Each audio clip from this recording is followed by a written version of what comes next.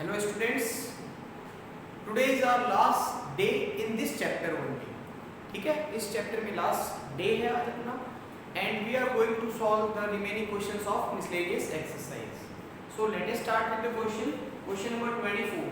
A person writes, पूरा मैंने लिखा नहीं है, डायरेक्टली मैं आपको बता देता हूँ. A person writes a letter to 4 of his friends. 4 लोगों को वो लेटर लिख रहा है. He asks each one of them to copy the letter, copy करो, and mail to 4 different persons with instruction. और 4 different persons को मेल कर दो. And they move the chain similarly. इसी तरीके से वो चेन को कंटिन्यू रखो. Assuming that the chain is not broken, chain जो है वो ब्रोक नहीं होनी चाहिए, and that is cost 50 पैसे to mail one letter. Cost दे दी आपको 50 पैसे one letter की. Find the amount spent on the postage when 8th set of letter is mailed. तो सबसे पहले हम ये चेक करते हैं, 8th सेट की तो बाद में निकालेंगे कि आपका जो क्वेश्चन है उसके अंदर सेट्स किस तरीके से बनेंगे. तो मैं एक आपको आइडिया दे देता हूँ. एक पर्सन है, इसने 4 लोगों को 4 पर्सन्स को क्या कर दिया, ये आपके 4 लोग हो गए A B C D.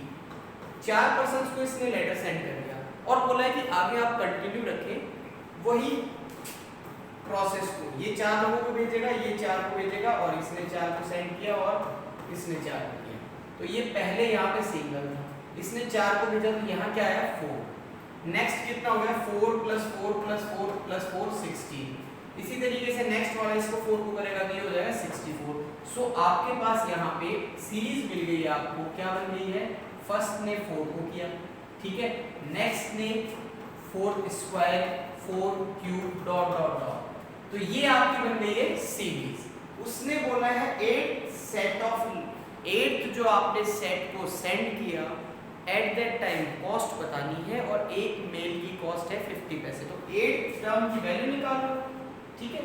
अब 8th टर्म की बात करोगे तो इसने टोटल के लिए बोला है आपको. टोटल के लिए मतलब आपको क्लियरली बोला है कि 8th सेट तक के जो आपने लेटर सेंड किए उनके पैसे. तो इसका मतलब 1 2 3 इसी तरीके से सो ऑन S8 सबका सम फाइंड आउट कर लेते हैं कि एग्जैक्टली टोटल कितने लेटर सेंड हुए.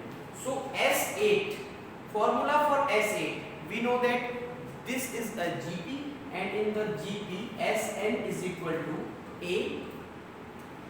We can easily find out the value of R. Value of R is 4 square upon 4 positive 4. So sum is R raised to the power n minus 1 upon R minus 1. S8 is equal to A is 4, R is again 4 raised to the power 8 minus 1 upon 4 minus 1. That is 4 upon 3 into 4 raised to the power 8 minus 1. Clear. ये आपको solve करना है. 4 raised to the power 8 को 4 को multiply कर लीजिएगा तो 16 into 16 into 16 into 16 4 times multiply किया, सॉल्व कर लेंगे, ठीक है. आपको निकालना है कॉस्ट. तो आप कॉस्ट कैसे फाइंड आउट करोगे, we have to find the cost by dividing the sum. ये सम आपके पास आगे इनके लेटर्स हैं. Dividing the sum by 1/2. Why, because 50 पैसे कॉस्ट कितनी है 50 पैसे. रुपीस में चेंज करोगे तो 50/100 हो गया 1/, ये आपकी टोटल कॉस्ट आ गई. इसको आप सॉल्व कर लीजिएगा और उसके बाद वैल्यू को यहाँ सब्स्टिट्यूट कर देना. क्लियर. नेक्स्ट क्वेश्चन पे मूव करते हैं. Move on to the next question. That is question number 30. Question number 30 is a man deposited rupees 10,000 in a bank at the rate 5% simple interest annually. Annually उसको 1 year से जो rate मिलती है वो 5% है. डिपॉजिट किए उसने 10,000 rupees. Find the total amount in 15th year since he deposited the amount and also calculate the total amount after 20 years. 15th का भी बताओ, ठीक है. Find the amount in 15th year since he deposited. Total 15 में क्या होगा और फिर आपको 20 का भी बता रहे. बहुत सिंपल है. कैसे सॉल्यूशन स्टार्ट करते हैं. First year amount we know that क्या फॉर्मूला होता है PRT अपॉन 100 इंटरेस्ट की. तो अमाउंट अभी ऐड कर देंगे. आपका प्रिंसिपल अमाउंट हो गया 10,000 इनटू रेट आपको 5 दी है 1/100, ठीक है. तो ये 100 से कैंसिल किया, ये 500, ये क्या आ गया आपका SI सिंपल इंटरेस्ट। तो फर्स्ट ईयर का जो अमाउंट है वो आ गया आपका 10,000 डिपॉजिट किया और ये इंटरेस्ट हो गया, तो टोटल हो गया 10,500। सिमिलरली सेकंड ईयर के लिए अगर आप फाइंड आउट करोगे तो सेकंड ईयर के लिए सिंपल इंटरेस्ट हो जाएगा वही PRT PR5 है टाइम 2 इयर्स हो गया अपॉन 100 कैंसिल किया, ये 1000 हो गया। तो सेकंड ईयर का जो सेकंड ईयर अमाउंट कितना हो गया आपके पास 11,000, ठीक है 1000 में ऐड कर दिया, तो आप समझ गए थर्ड में कितना आ जाएगा 11,500 and so on. Therefore a series like this can be formed, इस टाइप की सीरीज बन सकती है। और ये सीरीज बन रही है तो आप इसमें आइडेंटिफाई कर सकते हो first term is A that is 10,500 and D common difference 11,000 minus 10,500 so that you get 500 clear। after that D हो गया आपका, A हो गया है, now A 50, A plus 14D, so A is 10,500 plus 14,500, 10,500 plus 14 into 5 आपको पता है 70 और ये डबल जीरो आ गया, ठीक है इनको ऐड कर दिया 17,500। Similarly we can find out the 20th जो आपका टर्म है वो क्या होगा deposit amount after 20 years. Clear कर सकते हो, इसको भी कोई प्रॉब्लम नहीं है। नेक्स्ट जो है हमारा नेक्स्ट क्वेश्चन उस पे चलते हैं। लास्ट क्वेश्चन है question number 32। So question number 32 को मैं रिपीट कर देता हूँ। 150 workers were engaged to finish a job. 150 workers were engaged to finish a job in a certain number of days, कुछ फिक्स डेज में उसको कंप्लीट करना है, कितने वर्कर्स को इतने लोग, ठीक है। 4 workers drop out on second day. Second day क्या हुआ 4 वर्कर्स चले गए, 4 workers again dropped out on the third day, 4 next भी चले गए एंड सो ऑन, और इसी तरीके से वो क्या होते गए कम होते गए। अब 150 जो लोग हैं वो एक जॉब को कंप्लीट कर देते हैं, उसमें लेकिन चेंज हो गया। चेंज कैसा हो गया कि फर्स्ट डे 4 चले गए, नेक्स्ट डे 4 चले गए और इसी तरीके से वो कम होते गए। It took 8 more days to finish the work। अब उसको जो डे आपके जो वर्कर्स हैं वो कम होने के बाद 8 more days लगेंगे, 8 दिन और ज्यादा लगेंगे। Find the number of days in which the work was completed. तो आपको बताना है कि वर्क कितने डेज में कंप्लीट होगा। क्लियर, तो मैं सबसे पहले आपको बता देता हूँ, एक लेट कर लेते हैं अपन सॉल्यूशन। लेट सबसे पहले आप ये देखिए वो कितने डेज में फिनिश होगा पहले, तो let x be the number of days in which 150 workers can be finished the job। इस जॉब को वो फिनिश कर देंगे x डेज में, तो आपके x डेज हो गए। तो अब मेरे को अच्छे से समझ के बताना, फर्स्ट डे कितने वर्कर्स रहे 150, नेक्स्ट डे 150, नेक्स्ट डे 150 और ऐसे कितने डेज x डेज, ठीक है x डेज तक ये चला। तो टोटल क्या हो गया 150 इंटू टोटल वर्कर्स जो रहे आपके नंबर ऑफ वर्कर्स। अगर आप टोटल फाइंड आउट करो कि फर्स्ट डे इतने थे, नेक्स्ट डे भी इतने थे, तो कितना हो गया 150 इंटू x तो 150x, ये आ गया आपके पास total number of workers x days में अगर आप वर्क फिनिश करते हो तो, ठीक है।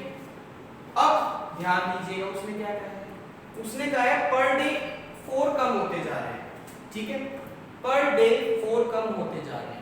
तो पहले वो जॉब को फिनिश कर रहा था x डेज में, अगर ये कम होते जा रहे हैं तो कितने डेज में फिनिश कर रहा है वो 8 एक्स्ट्रा डेज में।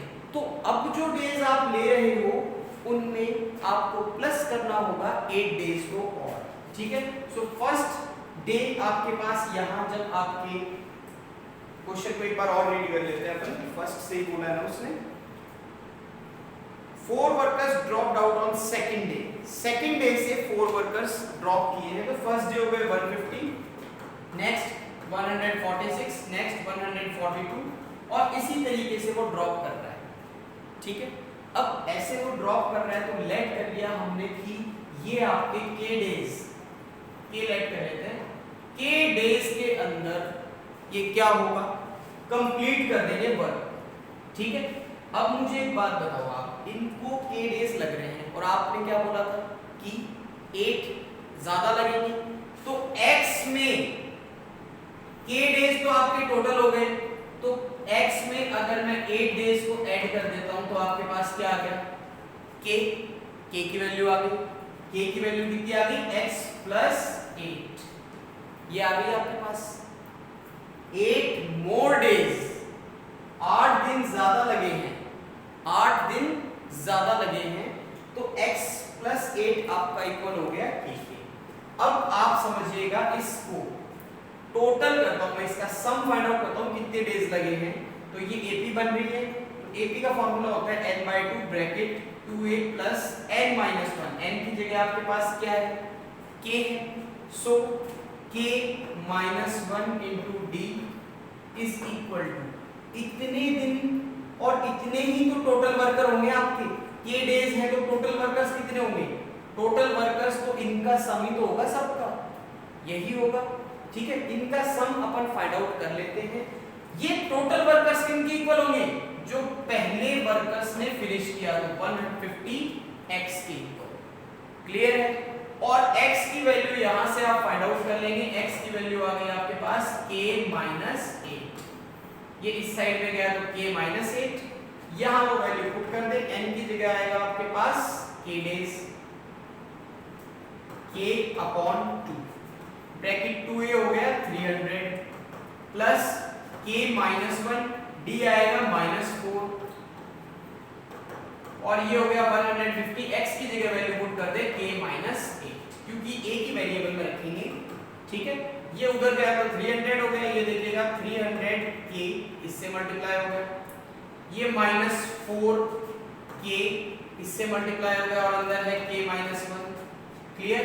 ये 2 जो डिवाइड में था ये इधर चला गया तो इसको बना दिया 300 और 300 होते ही इससे मल्टीप्लाई किया तो 300k, ठीक है, और इससे मल्टीप्लाई किया तो ये 300 इससे मल्टीप्लाई करेंगे 2400, यहां तो कोई प्रॉब्लम नहीं है, सिंपल है। नेक्स्ट देखिएगा 300k से 300k कैंसिल हो गया, इसको मल्टीप्लाई किया तो 4k² माइनस प्लस 4k और ये इस साइड में आएगा प्लस का 2400 इज इक्वल टू 0, ठीक है। अब आप इसको क्या करेंगे, इसको आपको सबको 4 से डिवाइड कर देना है, कॉमन लेके उधर सेंड कर देना, तो आपके पास बचेगा -4 से डिवाइड कर देता हूं पूरी इक्वेशन को, ठीक है। ये कैंसिल हो गया तो प्लस का k², ये बच गया माइनस का k और ये हो गया आपके पास कितना 600, ये माइनस का इज इक्वल टू 0, 600 के फैक्टर्स करने हैं, तो 600 के फैक्टर्स और बचेगा 1, ठीक है। तो क्या हो जाएंगे, 600 के आप फैक्टर्स करेंगे तो 25 into 4, यस 5 4 जा 20, 8 10, 5 2 जा 10, 1 5, 600 हो गया, 25 और 24, सो k² माइनस का बड़ा वाला जो नंबर है उसको माइनस का रखेंगे और छोटे वाले नंबर को positive, and now we can factorise it easily, take k common from these two terms, k minus 25 and from these two terms plus 24 common लेंगे, ठीक है। प्लस 24 जैसे ही आपने कॉमन लिया ये हो गया आपका k minus 25 is equal to 0, एक टर्म आ गई k plus 24 और नेक्स्ट आ गई k minus 25, क्लियर है। either this is equal to 0 or this is equal to 0, k plus 24 को 0 के इक्वल किया, we got k is equal to -24 और k minus 25 को 0 के इक्वल किया तो k is equal to 25, -24 को रिजेक्ट कर देंगे, why, because days can't be negative, days जो होंगे वो नेगेटिव नहीं होंगे और ये आपका आंसर एक्सेप्टेबल होगा। That means 25 days. कितने डेज लगेंगे उनको? 25 डेज लगेंगे to finish the certain job, इस जॉब को फिनिश करने में। Clear? So chapter will be finish from tomorrow. We are going to start a new chapter, that is principle of mathematical induction. कल हम introduction की बात करेंगे, after that questions of the chapter. Okay, thank you everyone, have a good day.